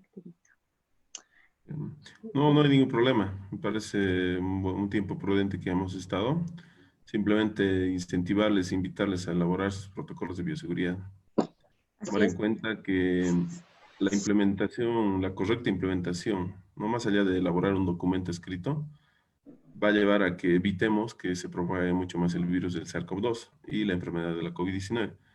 Y una empresa o una actividad económica enferma es una actividad económica o una empresa que no produce y no genera recursos. Y es una actividad económica o una empresa que pierde dinero. Mucho cuidado con eso. ¿Sí? Aquí en Cochabamba y otros departamentos donde se ha descubierto que había una persona con COVID, todito se ha cerrado. Mercados inclusive, ¿no? Pasillos enteros donde había una persona con COVID, lo han cerrado. Entonces, ¿qué significa eso? Si yo no establezco por lo menos un protocolo básico, voy a invitar y va a haber esa facilidad de contagio. ¿Sí? La idea de eso, del Ministerio de Salud, del Ministerio de Trabajo, todo es evitar eso.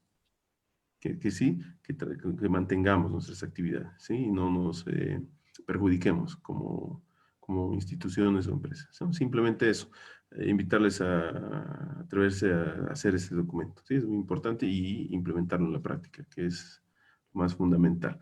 Creo que eso va a ser por hoy día. Yo les agradezco su atención a todas las personas que nos están acompañando. Saludos a todos los que nos han seguido el día de hoy. Creo que hay varias personas de distintos departamentos. Y agradecerles por el tiempo, ¿no? La persona que les habla es el licenciado Jorge Fernández, rescatista del SARFA Cochabamba y especialista en el área de gestión de emergencias y oficial de bioseguridad laboral.